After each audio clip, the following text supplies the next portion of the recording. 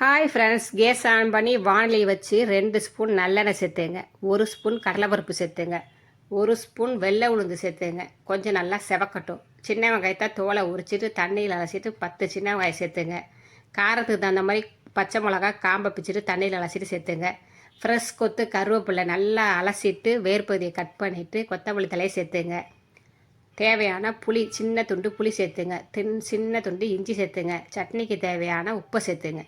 சேர்த்துட்டு என்ன செய்யுங்க, நல்லா ஆற வச்சுருங்க. மிக்சி ஜாரில் ஒரு கைப்பிடி தேங்காயை சேர்த்துட்டு அப்படியே லைட்டாக அப்படி அரைச்சிட்டு இந்த வதக்கி வச்சுருக்க அதில் சேர்த்து தேவையான தண்ணி ஊற்றி அரைச்சி எடுத்துகிட்டு வந்துடுங்க.